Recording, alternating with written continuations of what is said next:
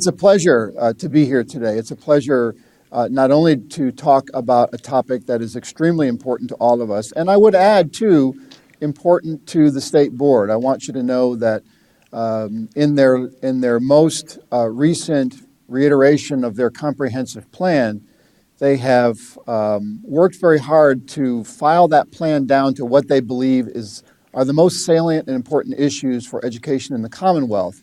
Number one on that list is the State Board's role in ensuring equity among schools across the state. So this is a topic that is not only important to you, but certainly important to the state. So important that next Tuesday, April 24th, the board will be having a day-long retreat, and most of that retreat is going to be dedicated to their continued conversations about equity, and there are tangential conversations from that regarding teacher shortage, et cetera, et cetera. So very much in tune with the topic. The other reason I'm very pleased to be here, of course, is to be able to moderate an excellent panel of leaders from across the Commonwealth. These are folks that you just met who are doing the work, who have accepted the challenge of understanding how do we achieve equity? How do we make sure that every child in each one of these representative districts have the resources that they need when they need them so that they can have an enjoyable and worthwhile and important educational experience in the district. So I don't want to take too much of the superintendent's and the school board members' time this morning. We have a series of scripted questions. We'll see how that goes. We practiced once, and so this will all be caught on video, and hopefully there'll be some good editing. But I have a feeling that the questions may inspire different questions or other conversations, and I don't necessarily think that's a bad thing. So we'll use our questions on our panel to the degree that we can, and if we go off on a tangent, I think it probably would be very interesting. We'll also try to leave a little time at the end for questions, so we'll watch that as quickly as we can. So let me start, and each one of the panelists is going to lead off with an answer to a question, and then others may chime in as they deem appropriate or as they have an interest or a thought to add. The first question that I'll pose, and I'll pose this to Dr. Brabrand, is we understand that at the core of positive, equitable practice are policies designed to support those efforts. Tell us about the policy or policies your school district adopted with regards to equity. Thank you, Dr. Constantino. Well, good afternoon. It's good afternoon. Good afternoon, everybody, again. I would just tell you today, the most important thing I would leave you with as you walk out of here today is to go back and develop an equity policy with your school board and superintendent. That's the number one thing you can do out of this conference is go back. You've got to create the political climate that puts equity on the table between the superintendent and school board and to the community. We've got to create space for the conversation to begin. If you all don't do it, it's not going to happen. You'll have a superintendent come in and be a change agent, all the courage everybody talked about, and then they'll be on their way out as powerful forces. And there are some in every community who'll say this equity thing, again, that whole it's a zero-sum game. We got to break that model mindset around equity. Uh-oh, you're going to try to have my kids lose so these other kids can win. If you don't create an equity policy, you're not going to have the political climate that supports the superintendent and staff and community and the board to do the work together. I'm proud to say I was in Fairfax for 18 years, went to Lynchburg where we started an equity policy, and I looked to other districts. Norfolk is one of them. You can pull and look at their policies. Roanoke City is one of them that's done it. There are a lot of districts around Virginia that have started it. I'm proud to say as I came back to Fairfax, we were beginning to have this equity conversation. This fall, the school board and the board of supervisors passed the One Fairfax policy that created an equity lens for our school board and our board of supervisors. Huge to get both boards to do it. That took a lot of time. My chief academic and equity officer met 2 by 2 with every Board of Supervisor member and every school board member to work on getting the right language.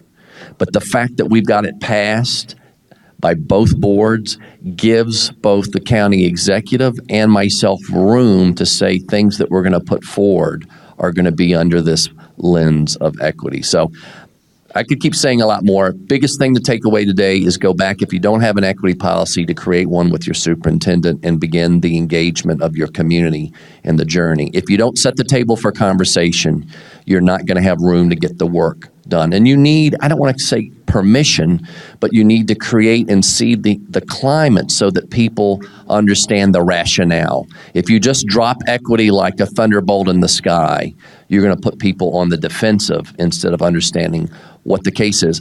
And maybe I will say, I saw Genevieve, I think we're in a moment in our country. Do we want to go the way of Europe and become little balkanized communities and parts of, red states, blue states, all red zone, green zone? Or are we going to be a place, I still think public education is the foundation of American democracy, putting everybody together. And if we're not going to do it now, I don't know that we're ever going to do it. And I think the coalition is here among school board members to get that work done.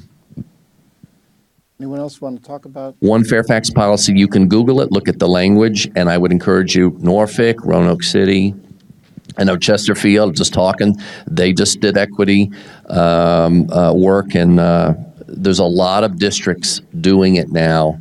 And I think we're really building a momentum here in the Commonwealth. Aaron, I'm sure, will tell you about a lot of the work he's done, and being State Superintendent of the Year was a focus on equity. So it's happening, and we just need to tap into it and be a network to each other. I'm Mark Cathey. I'm the Vice Chair of Roanoke City School Board. I joined the board, and we were already well underway in our equity efforts. We have an equity policy that's written, that was first approved in 2009, and it's been revised several times. If anybody wants a copy of it, and it's pretty hard to find because we've got a lot of regs on our website, just email me. I'm in the agenda. Just look up, Google Mark Cathey Roanoke, and it's only me. And I will send it to you anytime. I should have put it on the website. I did on the website. You will find our equity scorecard. One of the things we're required to do is to provide an equity report and give it to you every year, and we update it and we modify it all the time. We really go over this a lot with our data department, and it's full of graphs and charts. And if you want to pay, if you'd rather have a paper copy, email me. I'll send you one. And it covers everything from the perspective of black, economically disadvantaged black, white, and economically disadvantaged white is how it's divided out right now. I mean, I think later we'd probably like to do more, but it gives us a pretty good picture of everything that's going on. SOL pass rates, discipline offenders, graduation rates, faculty and staff diversity, dual enrollment, just as much as we could come up with, and we try to make it more useful every year. Roanoke is a majority-minority district. Last time I looked, Roanoke was 45% African-American, 37% white, and 18% Hispanic/other, self-identified. And so it's very important in Roanoke that all these factors be considered. After listening to today's presentations, I'm glad that I haven't had to deal with district lines. And knock on wood, I hope I don't. But our schools are integrated because the people are integrated. And we are doing everything we can to analyze and go with hard data. Our superintendent is very dedicated to this. And I can tell you, we're an appointed board, so we don't have maybe some of the barriers that an elected board might have in getting one of these passed. But there's a great deal of unanimity on our board. We consider equity with everything. The other day I went to we had the groundbreaking for a new gym in a school that really needed a gym, that didn't have one. And the superintendent got up to talk about it, and she didn't talk about construction costs, or she didn't talk about helping the community and having a gym and all the great things. The number one thing she talked about was this was an equity thing. We needed to have this school needed to have a gym so that it's on the same line with everybody, with all the other schools. And I think that's, if you make a lot of decisions that way, I think it's going to help your system. Anyway, but anybody who wants the equity policy, please email me. Anybody who wants a paper copy of the equity scorecard, because it's pretty hard to read on a PDF, I'll get it for you. And Dr. Bishop, again, our superintendent, went to Southern California and specialized in urban education, and has really had a lot of foresight with this, and we really appreciate her efforts. She should be the one here talking, not me, just some guy who joined the school board 3 years ago. We'll go ahead and move on, and if we have any other thoughts or anything comes to mind about policies, we can talk about that. But let's try to build on that, and let me ask Dr. Spence a question. Once policies are in place, the school system has to begin to organize and align its efforts such that equity plays a central role in decision-making and operation. How's your school system realigned itself with an equity focus? Thanks, Steve. Yeah, good afternoon. Nice to be here with you. So I just quickly reemphasize, the governance structure that allows for this conversation to happen is so critical. I mean, you can't align to anything if there's not something to align to, right? And so you got to start there.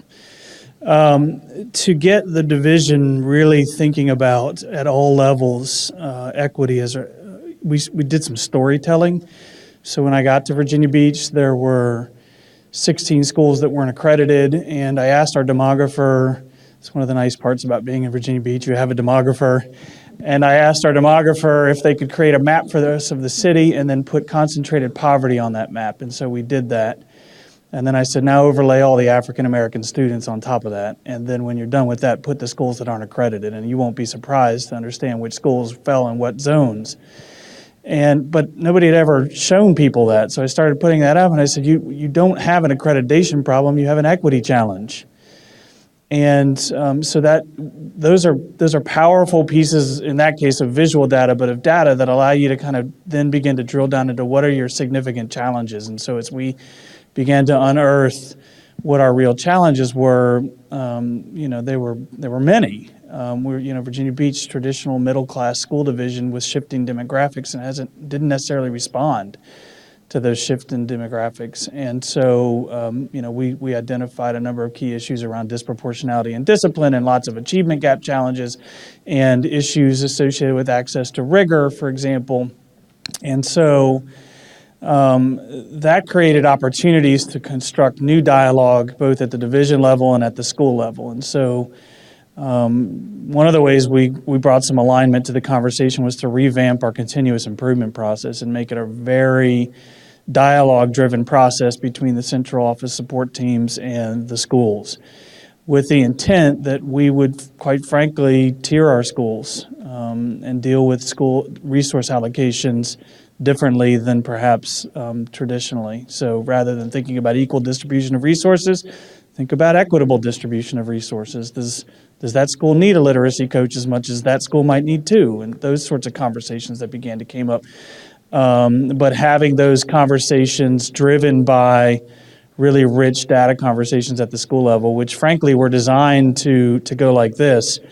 I'll just give you an example of a first year conversation, sitting at the table with the principals or with the principal and his team, and said, well, tell me who's at risk for graduation, for not graduating.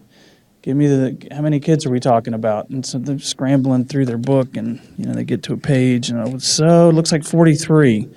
Cool. What grade level are they in? Oh, hold on, I got to get to another page for that. Looks like and they give me that. What are their names? And then if then they don't know the names. So now tell me their names. Now tell me what they need.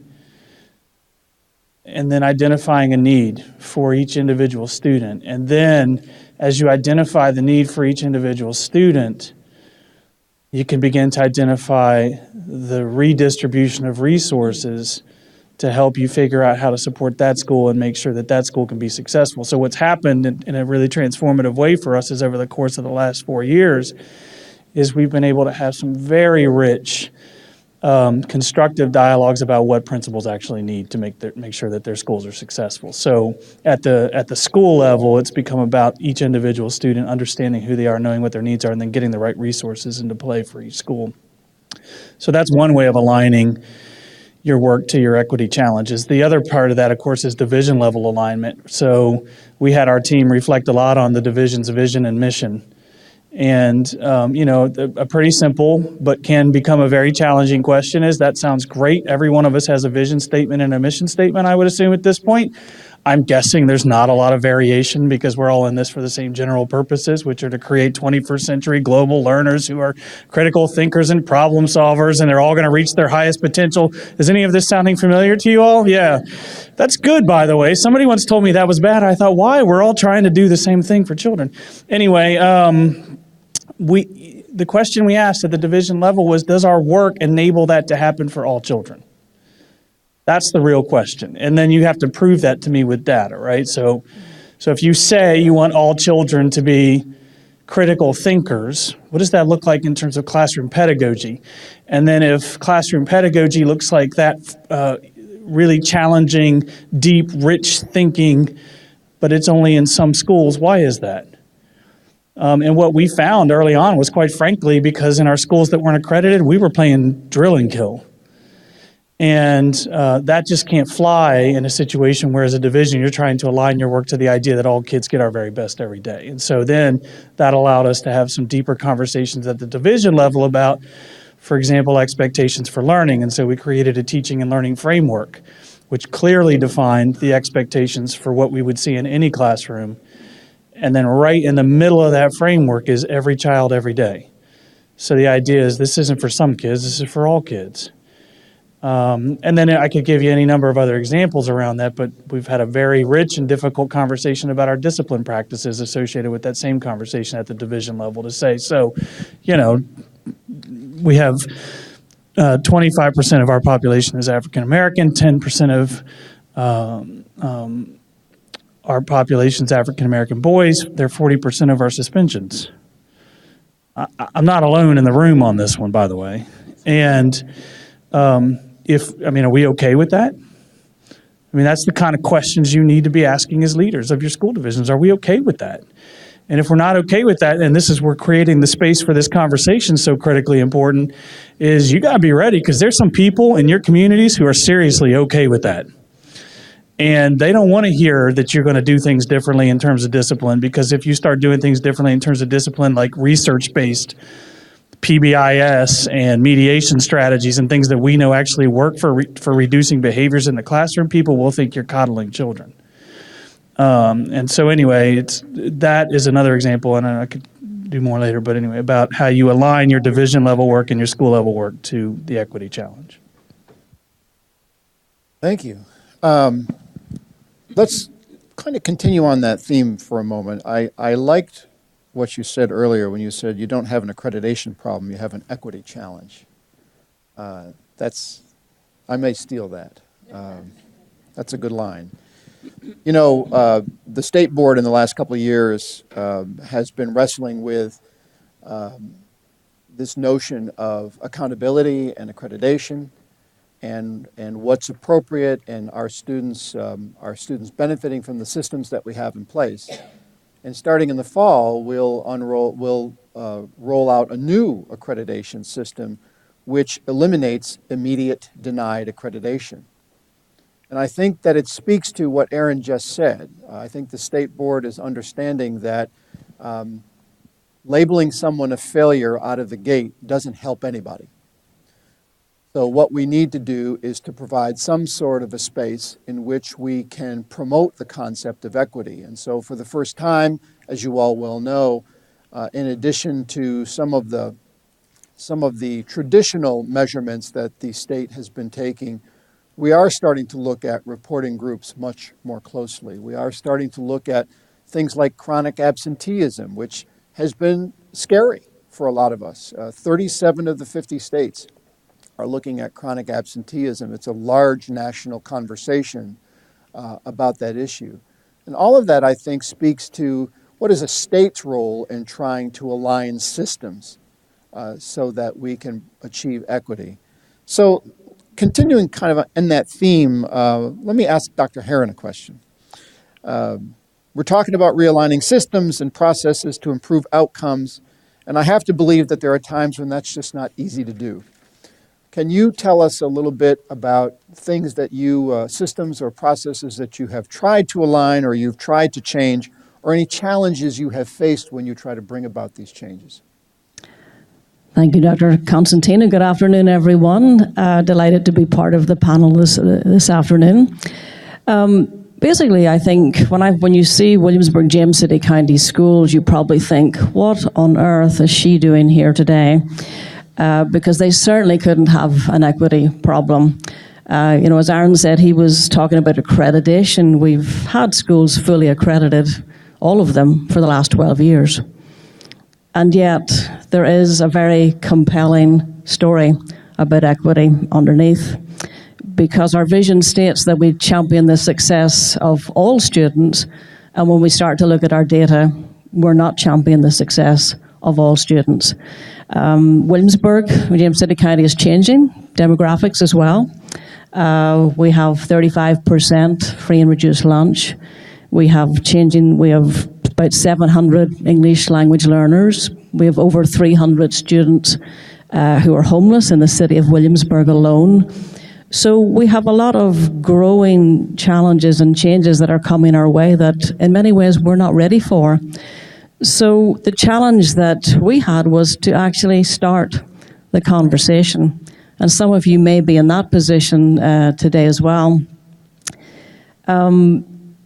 We started it to overcome the challenge, first of all, thanks to Region 2 and Virginia Beach Schools. We took all 80 administrators to the Region 2 Equity Conference, where we started a conversation about equity, and the whole purpose was to start a conversation and create understanding of what it meant and what it meant for us to take back and then continue the conversation. That led to a very hard discussion of data, which was very open, that we started to be much more transparent and public about. I had an opportunity to speak at the Rotary Club in Williamsburg just about 6 months ago, just after I became superintendent.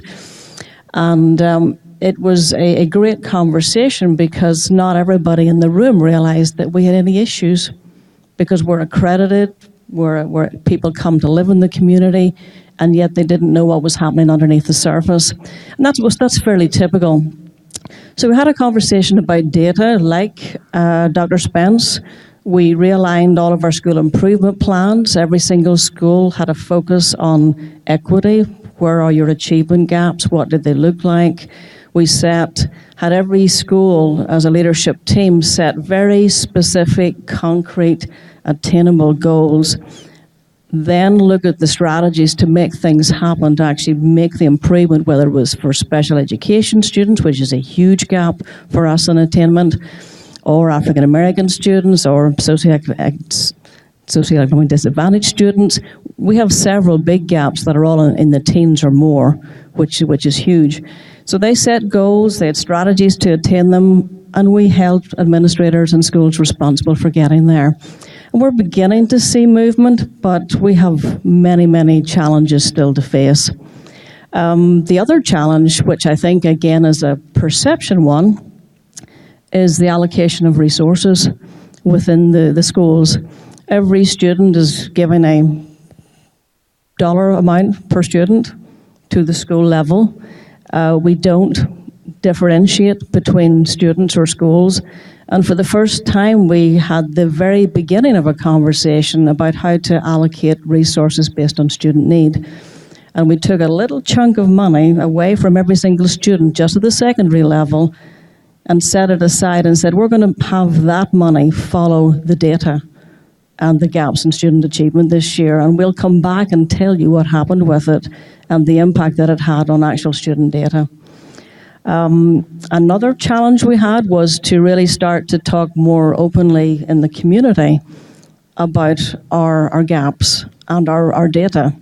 And in the last 2 years, we've had every month a session that we call our equity series. And it's everything from talking about literacy for all students, to presenting strategies we're using with English language learners, to presenting some things we're using with students with disabilities.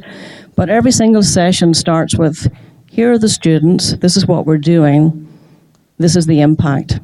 And we've actually put our data out in public in almost every area and said, we've made some progress, but this is what we still need to do. So that honest conversation has been going on for almost a year, and we've put all of those presentations and all of that data in one place on the website, which we refer to as the Equity Through Engagement website, because ultimately, by engaging teachers and by engaging students, that's when learning really happens. Thank you very much. You know, this notion of money following the data is interesting, and Dr. Herron also talked about the importance of being transparent and open. I was in a conversation, found myself in a conversation with two state board members recently about this topic, and the board members were asking a question about whether or not they had leverage through the SOQs to make some changes with regard to teacher distribution. That was the sidebar conversation. And it was an interesting phrase that was used in that conversation, because one of the board members said, it really is going to come down to the political will of local school boards. And I think a lot of what Dr. Herron is talking about is the will of leadership and the political will of school boards to do what is necessary and perhaps uncomfortable in some school districts to achieve the equity that we desire. So I want to go back to that notion of transparency and openness, because I have a hunch that engaging the community and communicating with the community and families is a critical piece of this. And I'd like to ask Rodney to talk a little bit about your work in Norfolk around that area. So we're in the process of becoming, and maybe I'll speak to some realities that some other districts out there are facing. At the time that the school board was having the discussions around the equity policy, we also were in the midst of a superintendent search. And so as part of our work as a school board, as we talked about and we worked with the Virginia School Board Association as part of our search, we included in our values and norms as we were part of that search as part of our criteria. So we had open conversations with our candidates around the fact that the school board wanted to have these discussions around equity. Prior to that, under a previous superintendent, as we worked on our strategic plan, we brought in members of the community and had some work done where the community was actively involved in setting our values and setting our mission statement. And as part of that, what evolved was this phrase that we use often, the cornerstone of a proudly diverse community. And as we looked at some of our beliefs and some of our strategies, equity was in there in word, but we continue to have conversations around how do we implement it in practice. As Dr. Boone, who's in the audience here, came in as our superintendent, what she's been leading at the district level is integrating equity into the conversation, the work that she does in terms of what she presents to the board, what she's integrating into the budget, and the conversation that she's having in the community. So we are having some tough conversations right now. I'll share an example as we've begun to have conversations around equity and actually begin to implement it. I've had a prominent member of the community come to me and say, actually, he didn't come to me directly. I heard out in the community that there was some conversations around equity and the fact that, I'm now an elected member of the school board. We're transitioning from appointed to elected. And that this member of the community wanted to rally other members to get on the school board just to vote against equity because they view that I was somehow responsible for equity, even though we know as a school board, we work as a team. So I went to the person that had the conversation.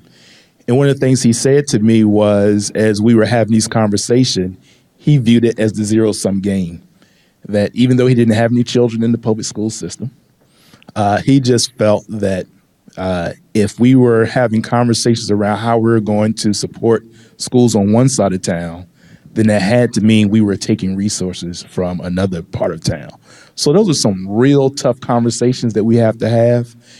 In that conversation, I invited another elected official who I knew he had positive relationships with into the conversation so we could find ways of trying to have that discussion in a way that's safe. But the reality of it is a tough conversation, and it's going to continue to be a tough conversation, but we've been trying to put the data out forward. The last thing I'll just mention, Dr. Constantino served. I mentioned earlier on about our Task Force 1.0. Dr. Constantino was there. Dr. Bishop came and presented the best practice about the Roanoke equity policy in Norfolk. We stole from what Roanoke was doing, and we're not ashamed to say that we did that. But we retrofitted it for what made sense in Norfolk.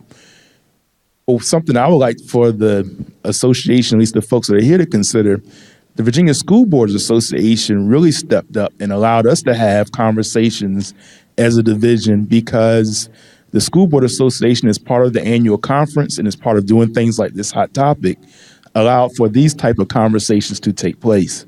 And I believe sometimes it is easier to have the conversation when Virginia Beach and Fairfax and Roanoke and Williamsburg-James City County are also having the conversation with Norfolk and Portsmouth and Petersburg and Wise County and so forth.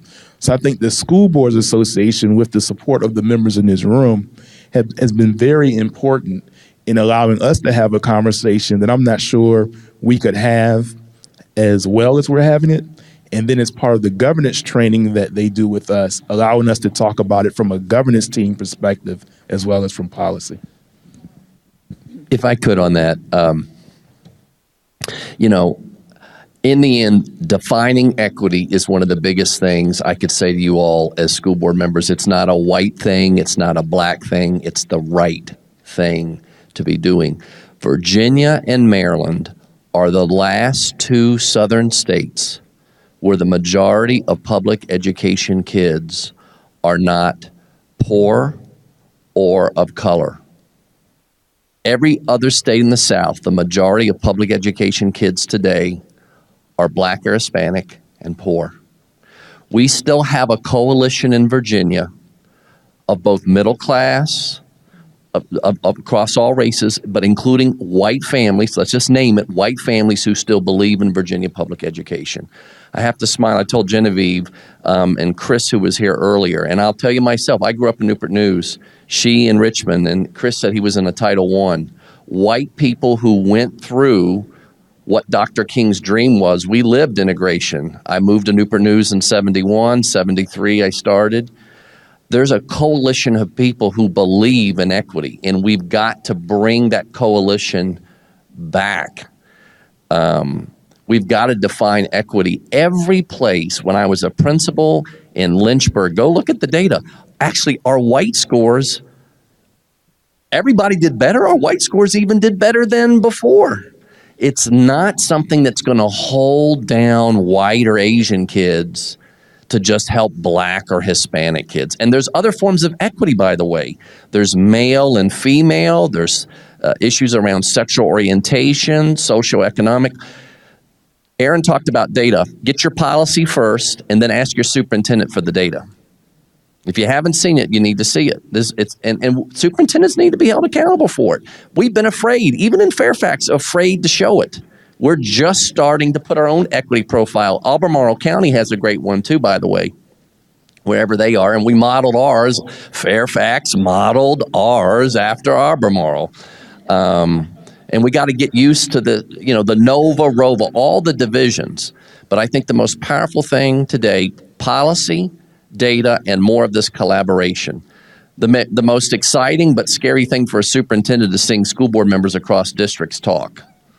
But the future of public education is going to mean more collaboration and communication across school boards and superintendents. And the ego of, you know what, I was a new superintendent in Lynchburg. Who's really got the best results? Rita does. I called her up. I didn't know the lady. Hey, I need to know what you're doing. And I remember when I first called her, she's like, oh, seriously? Yeah.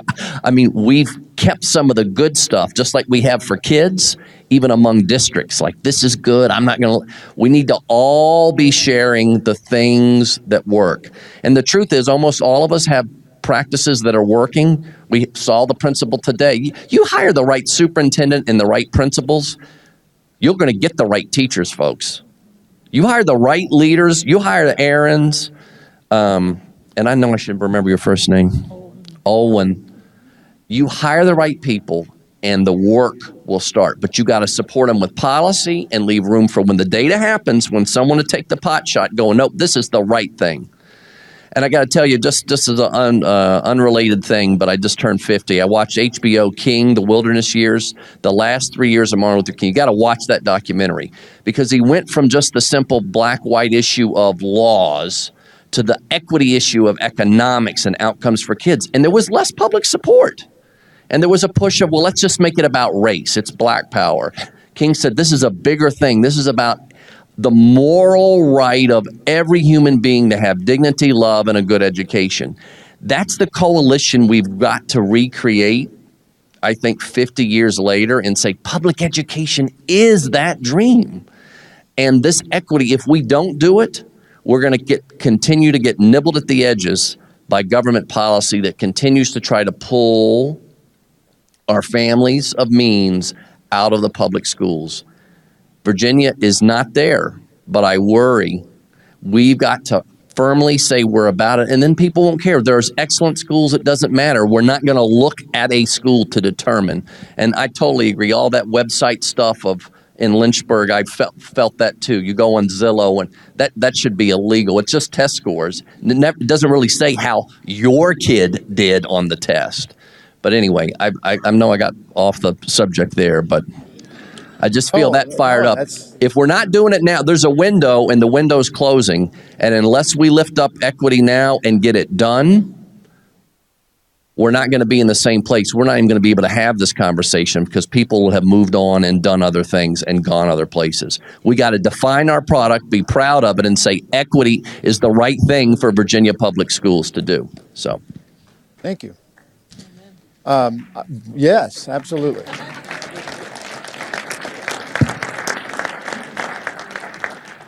I want to move on very quickly so that the major takeaway of the day isn't that Fairfax actually copied somebody else. That may be stuck in my mind for the rest of my career. Something Rodney said that I thought was interesting is that equity is a crucial conversation. And it's sometimes difficult to have crucial conversations, but this is one where if we in this room, school board members and superintendents, don't lead it, it's not going to happen. I will also say that it's important for you as elected leaders, appointed leaders, superintendents, to also have these conversations with your elected officials in the General Assembly. Because sooner or later, we're going to have to enact bills and legislation that assist you in the work of equity, that assist you in creating policies so that every student in your school system has access to whatever they need, whenever they need it, to be successful as students in your district. So those are important points. I think that as I listen to these panelists, and obviously we have the right group of people on stage who are doing the work, who are not arrived, certainly, challenges, issues, but have waded into it and said this is the right thing to do, and that's what we're going to do. I'm going to ask the group, anyone can respond to this, or all of you can respond to this if you wish. Be interested in knowing, as you build capacity for your school system to understand and appreciate the notion of equity, the importance of equity, what kinds of professional development and capacity building and exposure do you give to your staff to help them along in this crucial conversation?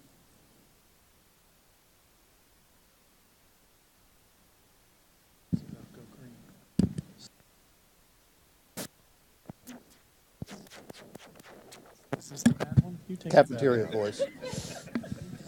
Give Scott the bad one. So depends on which subject we're talking about, right? I mean, so professional development is like anything else. It needs to be really tailored to the needs of the people that are engaged in it. And, one good example that Olwen mentioned was a conference that we've hosted for a couple years now on equity, which we talk about as excellence through equity. We're working with Dr. Pedro Noguera, and we've hosted, all the administrators who wanted to come basically from Region 2 to really just have some dialogue and raise awareness about what are these specific challenges that you're having in your division, and what are the kinds of conversations that you need to go back and have with your leadership about how you're going to tackle those challenges. And then it's kind of a sharing out amongst districts about here are some of our best practices. So that's been really good.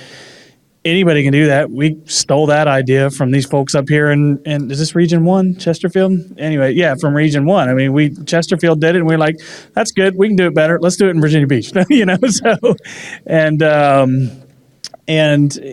at the division level, I mentioned some of those specific challenges. So, for example, we uncovered discipline as a significant challenge, disproportionality in our discipline. So some very specific strategic capacity building around how our teachers react in our classrooms. The conversation is about, in our division at least, about PBIS and expanding the role of PBIS in our classrooms, expanding conversations around culturally competent teaching, and making sure that our teachers are aware of who's in their classrooms and the relationships that they're building. We've talked at great length about mediation strategies and restorative practices, and so we've trained a cadre of mediators in our buildings. So those are, you can get into some pretty tailored conversations about professional development. And then broadly, we think that the best thing you can possibly do is create a clear vision for Tier 1 instruction for all students that's high-level, rigorous, deep learning. And so then developing comprehensive professional learning for teachers on how to engage with kids in that kind of learning experience has been a big part of what we've been up to for the past several years. Obviously, we've been involved in a lot of just exposure and thinking around the subject of equity, starting with the Region 2 conference for the 2 years. And I had the privilege to serve on that committee that brought about the conference. This year, we're going to try to take it a little step further in that we have a professional learning conference for all instructional staff, teachers mainly, in the summer each year. We have a day, and the whole theme of this year's is around the subject of equity. And a lot of it is actually teachers presenting to teachers within our system, and then we're bringing in some outside experts as well. That, again, is really to begin a heartfelt, deep, direct conversation about where we need to go. I agree with all the work about conferences, and we're doing more conference themes around the issue of equity, but I'd throw out two more things. You need to ask your superintendent, when was the last time you were in a class and your principal observing instruction and giving feedback? Good Tier 1 instruction is essential. And does every teacher and principal know what that good instruction looks like? Now, you start asking, you'll find out it could be all over the map.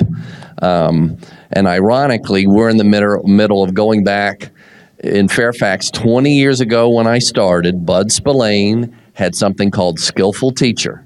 And man, oh man, every teacher had to learn it and every administrator had to learn it. And learn it. I mean, 5 days of staring at videos and writing. But I'll tell you what, you got out knowing what good instruction was and how to give feedback on it. That's something that fell a little bit by the wayside, I think, in the district we've returned to, and we're kind of going back, not skillful, or packaged a little differently, but really the same thing. Good Tier 1, observing it, and visiting teachers and teams, the professional learning communities, and what conversations are they having about students and student data. You heard the principal share. He's got the PLC room with the pictures of the kids and the data. Observing instruction and observing and giving feedback to teachers, and then going back to see if the feedback you gave improves instruction. And then in those actual classroom teams of PLC leaders, third grade or the World Studies group, what are they talking about? What's the weather today? Or how I'm going to move this kid to the next level? Those two pieces are some of what I would call the rubber hits the road with equity. Who are they talking about?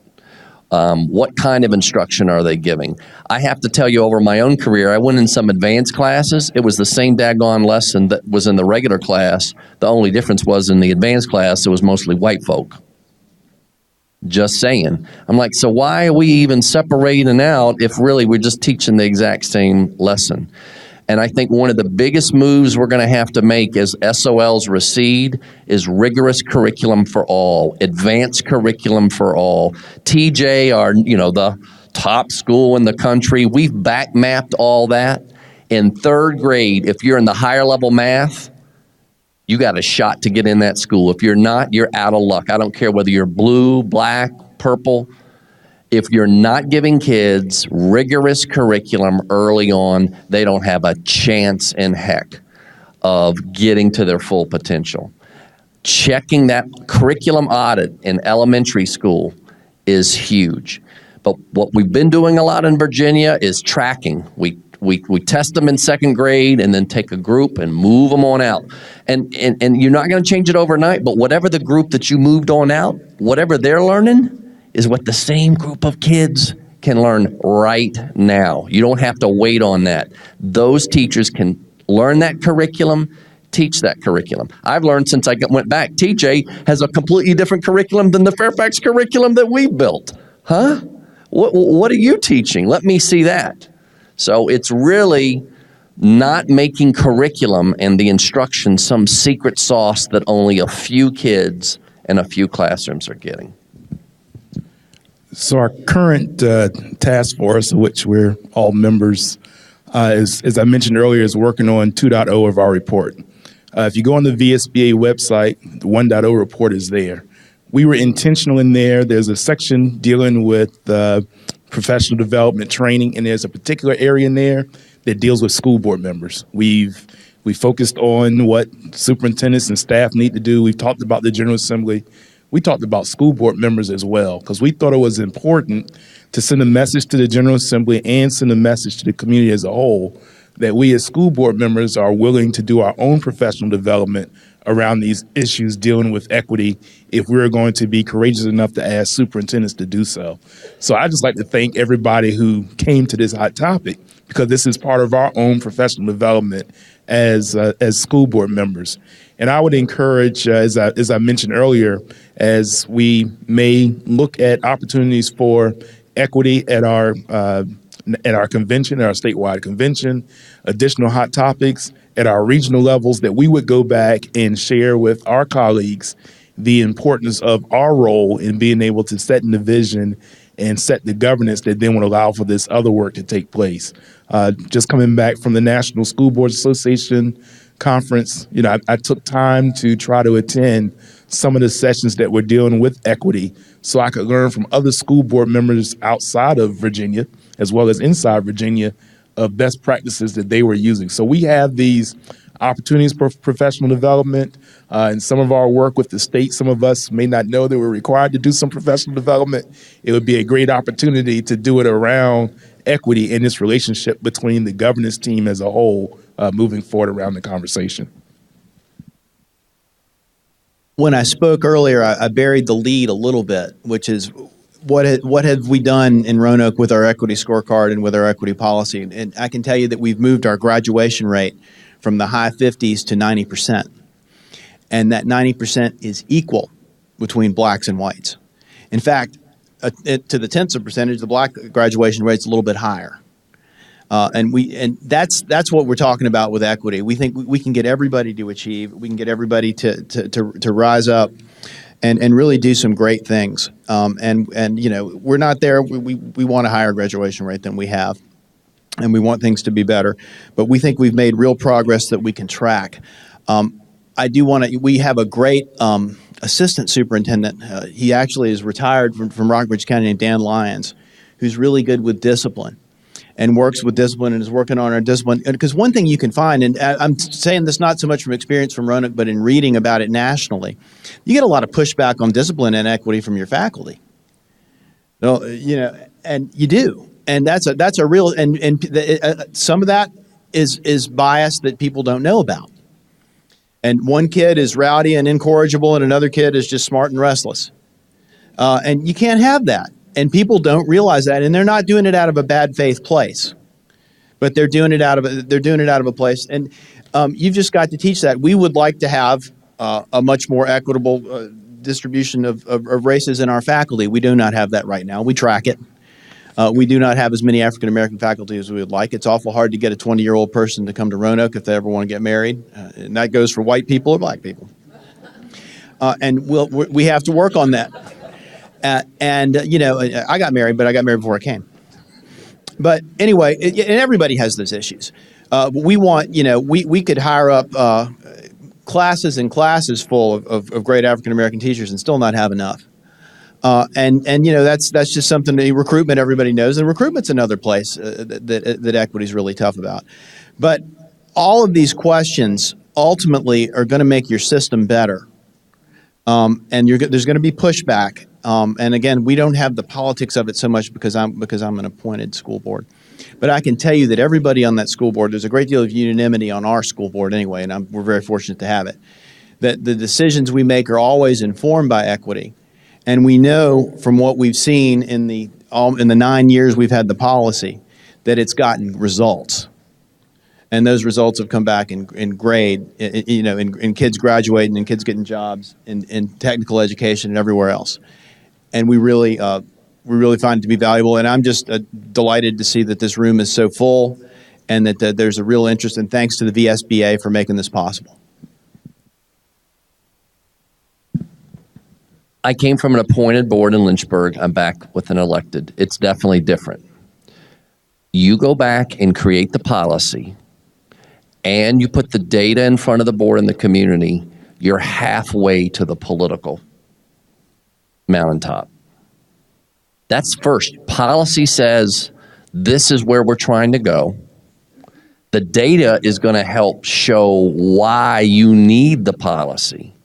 And then that other half is going out and doing the community engagement and getting deep into the work and letting people start to see the results. And the results will come, and starting to show that, wow, all kids are lifted. It doesn't have to be aimed just at one group of kids or by race, just as we were saying. Make it about lots of different things. Surprise people where you go. We need more of some of our academic kids in our CTE courses that haven't been in for years, but we have our upper middle class families thinks that's a dead end or a lesser thing. And frankly, we've got kids leaving colleges who come home and wait tables instead of having jobs in these other careers. So equity has multiple faces. If we define it right, we can get more and more support. But policy plus data will take a lot of the politics. Will take you halfway through the politics. If there's anyone who thinks that it's shocking almost to hear that someone would think that CTE would be a dead end, if someone believes that, they've missed the ocean liner that has just sailed in terms of career clusters and pathways, and where education and where the job market and where the economy is going in the United States. So that's probably a whole another hot topic day that we should reserve. We heard a lot of things today. We heard about equity in facilities. We heard about equity in students in terms of their discipline and behavior in school and the importance of equitable instruction. We heard about the need for equity in finance and the equity in determining money following data and looking at that data. We heard about equity in teachers, equity in teacher distribution, equity in teacher recruitment and retention. All of those, I think, are extremely important topics, each one of them a bucket that falls under that equity umbrella. The last thing I'll say before we take a few questions is all of these things that you've heard today are important to help Virginia evolve. We need to make sure that we take an excellent school system and keep it excellent by continuous improvement and by evolving. There are some political members of the political establishment who believe that the only way to achieve equity is to continue to deliver SOL tests. we all need to understand what an equitable education is. And not only do we need to implement it in our own schools, in our own district, and across the state, we also need to help others recognize that this is the very best that we can do for our students, and the 1.29 million students in Virginia deserve the very best. Before we take questions, a round of applause for our panelists. Thank you. Any questions? I'd like to ask anyone on the panel who has a good answer for this question. When you're on a school board that the majority of the mindset is, this is the way we've always done it, this is the way we've always done it, what do you suggest, how do you suggest we get them to buy into how important equity is? Because equity is not the way they've always done it. Rats is working. Well, as I mentioned earlier, part of the conversation that I think has helped our board engaged and bubbled up with the community. So I think being able to have that cover and that support with the community. We were just talking about career and technical education, some of the work that the business community has been leading around trying to make sure that we're preparing children, all children, for success, I think gives an opportunity to have a conversation in the context of the workforce development, economic development piece that you have there. And then frankly, I'll just say for our own board, and I don't want to make it sound like I'm keep giving the same commercial, but our work with governance training with the School Board Association, I think has helped us because it has, and I won't tell you it's perfect. We still struggle with some of the tough conversations that we have to have, but going through the governance training, I think has helped us to be able to have conversations that otherwise I'm not sure we would even have, never mind being able to recover from them after we have had the conversation. So I think that governance training is important, not only from the school board perspective, but having that superintendent there with you and the entire team having those conversations allows for us to work collectively to move beyond this is the way we've always done it to maybe we can do some things differently. And my background is in software engineering.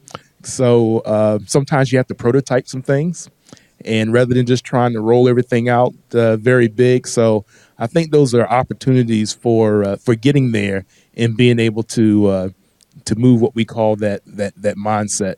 But it's not perfect. There's blowback colleague to colleague. There's blowback from the community. But I think if we can develop these frameworks that allow us to have those conversations and being able to move forward is the key to it. At least that's my view and my experience thus far. I think the one thing I would add in a community that's only getting ready for this conversation, but with a board that's very supportive, is make it concrete. Data, because you really can't argue with the facts. John Maxwell had a book called The Influencer. People change three ways. You're struck by lightning, right? So it personally happens to you. You're transformed by something personally. You see somebody else struck by lightning. So based on that, you go, whoa. Or there's a powerful story told. That's the data that, Aaron, you can tell that story with data. So that's the third way. Get the data, ask the superintendent to put the data out, and then hold on. Now, if you do it skillfully, you're building the coalition. If you just put it out there and don't add context, you can just make a bigger mess. But the second one is this. You don't have to tell me your district. Maybe I can come over. I learned when I got to Lynchburg, I thought Nova versus Rova, right? Because my childhood was in Tidewater. I went up to Northern Virginia, and then I went down to Lynchburg, and I was welcomed back to the United States of America. Then I learned, interesting, Lynchburg, Central Virginia, Roanoke is southwest. I thought, Roanoke is just a commute in Northern Virginia. Like, these two cities must be tight. City managers don't talk. City councils don't talk. School boards don't talk. They're both mid-size, away from the urban crescent cities with large minority populations, and they're not even talking. School board members not talking, city council not talking. So I went to see the superintendent. Then I went to see other districts, maybe that I didn't even think. I went to see Petersburg schools. I saw better instruction in elementary school, Marcus, in elementary school at Petersburg than I had seen in any of my elementary schools in Fairfax or in Lynchburg.